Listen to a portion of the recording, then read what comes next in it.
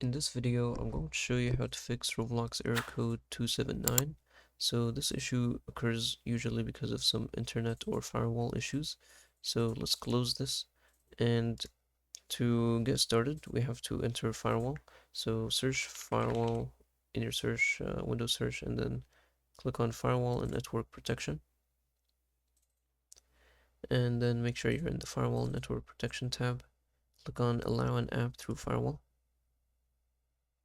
And then over here, just click on any element here and then click on R to sort the list. And then scroll down until you see Roblox. Make sure that it's checked, both private and public. So this is checked, so now we can cancel.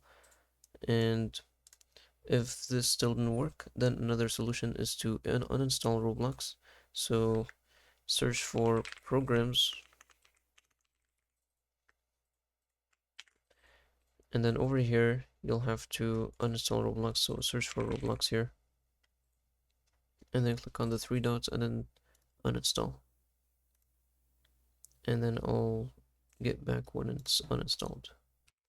So once it's done uninstalling, as you can see, nothing appears when I type in Roblox. You can just close this here and then open up command prompt. So type in cmd, enter.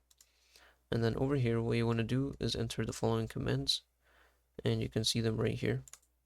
I have these two commands, so just type in cd. I'm going to type it here, cd space app data, make sure the D is capital here, and then backslash local, hit enter. And then the second command is rmdir space /s Roblox, so rmdir space, and this time is /s, and then Roblox. And then make sure here you hit Y, enter. And that's it. So now what you want to do is just let's close this. And now you want to restart your PC, and once it's restarted, reinstall Roblox, so a fresh copy of Roblox, and then try joining the game again. And if the issue still persists, then just try restarting your internet router, and then turning it on again, and that should fix the issue. And if you found this video helpful, please don't forget to like and subscribe.